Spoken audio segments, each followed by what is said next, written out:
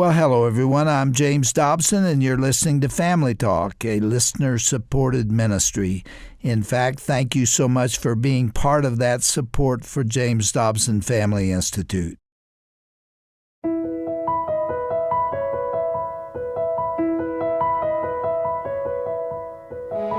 Welcome to Family Talk. I'm Roger Marsh. We want to call your attention to some things that are going on recently in Geneva, Switzerland at the World Health Organization's annual conference. As you may recall, Dr. Dobson and Michele Bachmann did a program in April discussing the overreach of the World Health Organization and what it could mean for our sovereignty. Well, the World Health Organization recently met in late May, and some important topics were discussed which may impact your life and your family's personal health in the future. Family Talk's Michele Bachmann and her guest Jody Wood attended the summit and will discuss what they learned during their time in Geneva. As you may already know, Michele Bachmann is a member of the board of directors here at the Dr. James Dobson Family Institute, and Jody Wood serves as director of the New York City Intercessors and is also a facilitator at Global Prayer United Nations. She is also the apostolic coordinator to the UN and became ordained through the Christ Covenant Coalition. Let's join Michele Bachmann and Jody Wood right now for their fascinating conversation on today's edition of Family Talk. My name is Michele Bachmann. You may recall a broadcast from earlier this year when Dr. James Dobson and I told you about the World Health Organization's upcoming plan to create a platform for global government. Now, that's a pretty dramatic statement. That's not a normal statement, but the World Health Organization is the healthcare arm of the United Nations, and they're intending to create global government through transferring power from the individual nations to make emergency healthcare decisions to themselves, the WHO. We told you about an upcoming meeting that was going to be held in Geneva, Switzerland for the World Health Organization in May, and that meeting did happen. I traveled to Geneva with other believers for the purpose of attending the meeting, but also to pray over this World Health Organization meeting. And one of those people who joined me was a woman named Mrs. Jody Wood, and she is joining me on today's broadcast. Jody is a mom, she's a grandma, she's from Pennsylvania, where she leads multiple prayer networks. So Jody, thank you so much for joining me today on today's broadcast. Jody, I just want to ask you, why did you want to go to Geneva to pray? Because of working in the global arena for over 23 years now, I have found it's very important to be in the midst of the decision makers when they gather and they discuss what their plans are for the nations. And so my heart was, as God said, go there, put your feet on the ground, and bring my presence into this global community. That's why we went. That's right. If we look back just 3 years ago and what we went through with the COVID lockdowns, they told us whether we could go to church, whether our children could go to school, when we could go out and shop, did we have to wear a mask? Then they wanted us to have mandated vaccines, all given over by our president, who gave that authority and that right for the WHO to dictate to us our way of life. And, we just have to recognize when they use language like public health emergencies of international concern, nobody's defining that. They don't define that language. They intentionally keep it very vague. So when the opportunity arises, they can define what is a public health emergency. Michele, that's a little scary. Well, it is, because we saw how our lives were literally turned upside down. People literally lost everything. A lot of businesses ended up going out of business. People lost their life savings. This was one of the most dramatic things that has ever happened in our lifetime, let alone in America, where we spent over $5 trillion during the pandemic. That's an enormous amount of money, and that explains why we had fueled inflation to the level that it is today. We didn't have that money to spend in our government. It was printed and it was spent. $5 trillion is a lot of money, and it's changed our lives since that happened. Well, it affects our children and our grandchildren because that debt is being passed to them. This is something that really captured our interest and should capture the interest of our audience, because it was our president who called an emergency in America. And because of that emergency, our constitutional rights and our Bill of Rights was effectively suspended for about 3 years. Now, incredibly, our government, led by President Biden and all the other nations of the earth, are actually contemplating giving up their ability to call a national health emergency. They want to give it up to the UN. I mean, this makes no sense to me. When you look at the devastation that happened in our nation, I don't even trust our own officials with that level of power. How could I possibly trust the World Health Organization through the United Nations to have that level of power? What if they declare an emergency? What if they tell me that I can't go to work or my kids can't go to school? Who do I appeal to? I can't appeal to the US. How do I appeal to the UN? It's incredible. So that's why we knew, Jody, this meeting in May in Geneva would be so important. It's like, everyone pick up your cell phone right now and look at your cell phone and imagine you have a QR code. You've seen that. It looks like kind of a checkerboard box, a QR code on your phone. That is how we will be regulated, because if we each have our own individual digital ID on our phone that's a QR code, then we can be tracked, we can be traced, we can be surveilled by the World Health Organization all through that code. So then how does this work? If the World Health Organization tells us we have to take so many vaccines or so many booster shots or so many testing requirements, then if we're in compliance with what the WHO tells us, then the WHO will let us travel. But if we aren't, they won't give us the right to travel. Our QR code won't say that we're in compliance. This is crazy when you think about this. Don't listen to what I say. Listen to what this government official from Indonesia says. He said that they were going to adopt this at this meeting that you and I went to. Let's have a digital health certificate acknowledged by WHO if you have been vaccinated or tested properly, then you can move around. So for the next pandemic, instead of stopping the movement of the people 100%, which clogged the economy globally, you can still provide some movement of the people. Indonesia has achieved, G20 country has agreed to have this digital certificate using WHO standard, and we will submit into the next World Health Assembly in Geneva as the revision to international health regulation. So hopefully for the next pandemic, we can still see some movement of the people, some movement of the goods, and movement of the economy. So, Michele, this is no longer a conspiracy. They have had a plan. They want to launch this plan.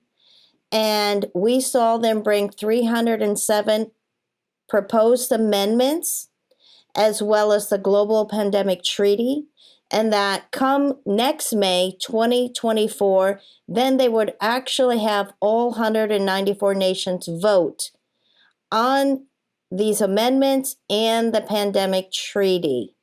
But what's happened since then, Michele? Well, that's what we thought when we left Geneva. But 1 week after we left the meeting, we were in shock when the World Health Organization announced that together with the European Union, that's the 80 nations of Europe, that this global digital passport, this QR code on people's phones, is now a reality for Europe. They didn't say breathe one word of this when we were in Geneva, but they said it's already been created. And the World Health Organization is going to start enforcing this digital ID in Europe now. It's going to be effective June of 2023, which is now 1 year earlier than they were telling us in Geneva. And that's all, like you said, Jody, without a vote taken at the World Health Organization. when this rollout happened in June, right after the gathering in May, with no vote, it already is signaling that they are going to overstep sovereignty of nations and literally impose these restrictions and the WHO's legal and binding ability to control healthcare worldwide in a matter of months. You know, we're talking about healthcare and digital passports and QR codes. But, you know, when we work in this global arena, the number one issue is follow the money. Where does money come into this conversation? Well, I think we saw for 3 years under COVID, let's face it, billionaires were created through all of the pharmaceutical companies because this was a product, a pharmaceutical product that was mandated by our government and other governments across the earth. And fortunes were made. Fortunes were lost by people who weren't in the right industry, but fortunes were made.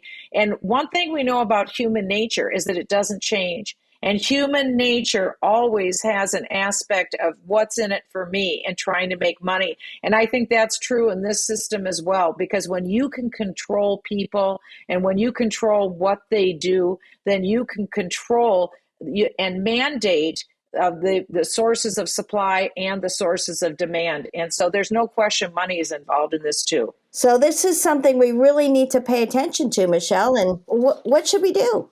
We need to understand how this will work. People will have their phone, their smartphone, and they'll have a global digital ID that is just their person. And then that's the first step. And then other digital products will be built into this. Presumably your health records will be merged. Presumably your banking will be merged. Travel will be merged. And travel is one of the first things. Each person will be given a travel locator number, and that will be on the digital ID. So that determines if we get to travel or not travel, or if we get to buy food. We have another clip that we want to play. A businessman was visiting in England, and he went to Aldi's to buy some food at a grocery store, and he couldn't even get into the Aldi's store to buy food without a digital ID, the QR code on his phone. Let's listen to this clip. So look at this. You're in London, you're on a business trip. You're staying in Greenwich, and you want to buy some food. So you go into the local Aldi's, like this one, and you think, I'm going to go in here and buy some food so that I can feed myself. And then you approach the barrier, and look, you can't even get in the shop without having a QR code to scan here. And then you can go in and buy things. Now this looks to me like the beginning stages of the digital prison that we keep talking about. What do you think? This reminds me of Revelation 13:17. That says that no man might buy or sell unless he has that mark or the name of the beast. We are living in the end times, Michele, because of this technology of a digital ID and a QR code that is going to give the ability of the WHO, a global organization that has no oversight, to control, as you said, our healthcare, our travel. Can we buy and sell? Can we get food or not? We think, well, that's Europe, that's the other nation. It'll never come to the United States. My husband went to the doctor 2 days ago for his regular yearly checkup. And his doctor said, I have to ask your permission. Can I record this conversation because it's being put into a digital AI system because it will better diagnose what you say as possible symptoms for health issues that I will miss. But here in the United States, already in our healthcare system, they are introducing AI, which just goes back to the WHO's control over our healthcare and all the systems that we have our liberties and freedoms in. It will be all digitized, and they will know everything we're doing and everything about our healthcare. What is our president saying about this, Michele? What about Congress? You were in Congress. How do you think Congress is responding to this? You know, Jody, I mean, I hate to say it, but it really is on both sides of the aisle. We can't get the attention of Republicans. We can't get the attention of Democrats. They don't see that this is a problem. And we need to demand that our representatives, Democrat, Republican, wake up and listen to us, because we do not want global government, and we do not want to be surveilled and tracked and commanded through a global digital passport. But going back to this Indonesian official who said all G20 nations, the 20 largest nations on earth, already agreed to adopt this global digital ID QR code. So that would include us, because we're the largest government on earth. So it looks like the World Health Organization is going to call the shots on the digital ID. But if they set the terms and if they enforce compliance with this global digital ID, then that means for the first time in history, we will have global government. And that global government can make demands, enforce these demands, either by allowing or disallowing our right to travel, or allowing or disallowing our right to buy or sell. This is not a small thing. This is a big thing. We need to get answers real quick from our president. Are you planning to put the American citizens in, 330 million people, into this individual digital ID system? We have the right to know. We shouldn't just be put in it without our permission. Yeah, that's right. We understand as kingdom people, we are victorious through our God, and people are not our enemies. This is a spiritual takeover of sovereignty and liberty and the oppression of our Judeo-Christian values.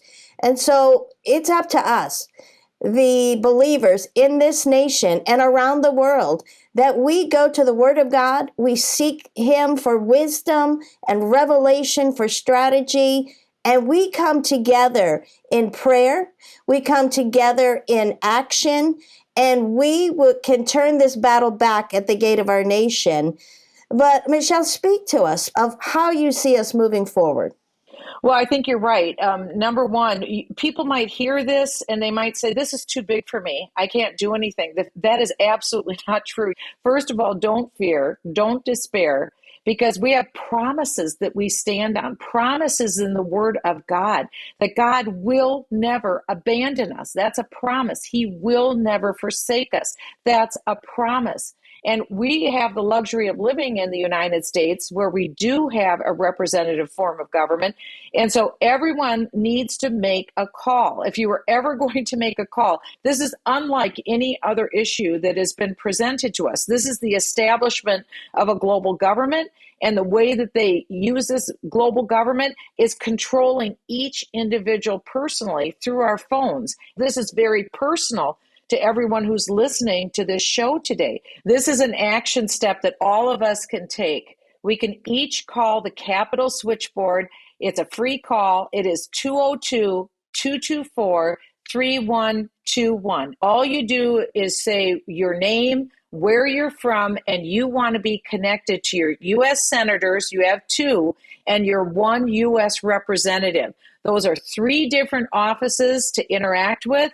And you need to do it. It's worth our time. And as Dr. Dobson has said many times, and as he said in our last broadcast, you need to melt those phone lines. So one more time, Capitol switchboard, 202-224-3121. You ask your senators to find out, is the Biden administration putting the United States, putting me, putting you into this global digital ID system, all administered by the World Health Organization? We, the American people, do not consent. We don't consent to giving our identity to the World Health Organization, an arm of the United Nations. We don't want individual digital IDs, because we don't want, bottom line, to be part of a global government. Our president needs to hear that as well, because I can tell everyone listening to us today that, Jody, when we were in Geneva, our Secretary of Health and Human Services, Xavier Becerras, was there, and he gave a full thumbs up that the United States would go into, we agreed with these 307 proposed amendments to the international health rules. We agreed to the Global Pandemic Treaty. There won't be a vote in America. That's why our representatives need to wake up, because our sovereignty is being given away in front of our eyes, and they don't even realize it, what's going on. But we were in Geneva. We heard it with our ears. Our listeners, our JDFI listeners, heard with their own ears what the Indonesian government officials said, what just a common person in England had to experience with not even being able to buy food because they didn't have a code on their phone. This is reality. Again, not to fear, but we need to cry out to God, but we need to act. And we need to act by contacting our public officials. Yeah, Michele, I was on Capitol Hill last week, and I got to speak with, personally, several very, very prominent representatives, faith-filled men, biblical worldview, teach on the Constitution. Incredible seminar. It was like, yeah, this is awesome. Come out in the hall. I asked them personally, where are you on the WHO? Well, it's not a big deal. It's a treaty. It's going to have to go through a Senate vote. And I'm like, I'm afraid you're not up to speed on the current news. I was just there. They're changing the terminology from treaty to an accord. And if this becomes an accord, there is no vote needed. This government of this nation is of the people, for the people, and by the people. So let's just begin to act as we are in control. Our representatives work for us. But we have got to emphasize what is the most important thing right now, and it is to exit the WHO. You're exactly right. I hope that they would do that. This isn't hidden information. This isn't a conspiracy. All of this information is available for anyone to read. You just go to WHO.int. Again, it's WHO.int. Once you get to that site, click where it says 76th World Health Assembly. You just click on that. Once you're on that page, then you can just look for the proposed amendments to the international health rules. It'll say amendments. There'll be 307 amendments or changes. You can read those for yourself. You can read the Global Pandemic Treaty. They call it an accord. You can read that for yourself. You can even watch the sessions that we participated in, the strategic roundtables, for instance, the one on Monday where Dr. Abdullah Asiri of Saudi Arabia said the problem with the last pandemic is that people had too many liberties, too many personal and civil liberties. Now we have to take away people's liberties and empower the World Health Organization. In fact, some of these amendments actually cross out the words human freedom, human dignity, human liberty. This is a profound movement away from freedom and instead toward control. People can listen to that for themselves in the Strategic Roundtable that was on Monday or on Tuesday with our climate czar, John Kerry, who also said that climate change is the biggest driver of healthcare issues in the world. And the biggest problem with healthcare, in his words, is not infectious diseases, it's climate change.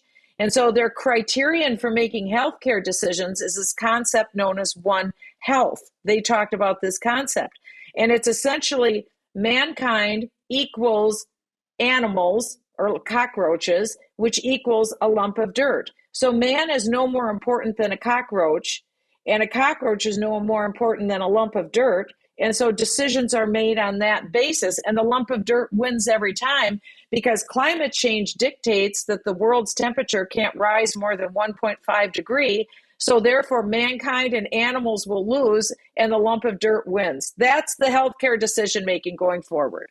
The blessing, Jody, is that this James Dobson Family Institute audience is a very well-educated audience, I'm happy to say. And we are like the men of Issachar.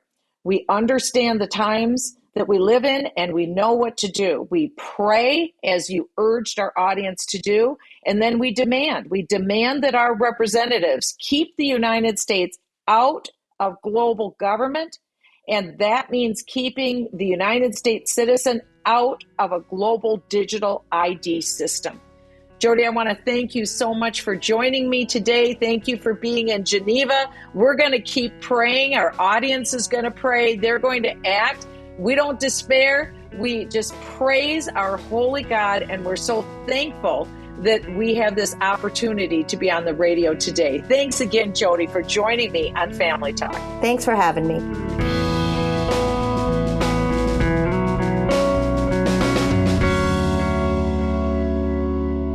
If you would like to contact your representatives, both your U.S. senators or your congressman or congresswoman, the United States Capitol switchboard phone number is area code 202-224-3121. Again, that's 202-224-3121. Okay, that was Jody Wood and Michele Bachmann here on Family Talk and their conversation about the World Health Organization's 76th World Health Assembly and the proposed plans and possibilities they illuminated that soon may affect your life and your family. Thanks so much for listening to Family Talk today. And from all of us here at the Dr. James Dobson Family Institute, we appreciate you making us a part of your day. I'm Roger Marsh, and until next time, may God continue to richly bless you and your family. This has been a presentation of the Dr. James Dobson Family Institute.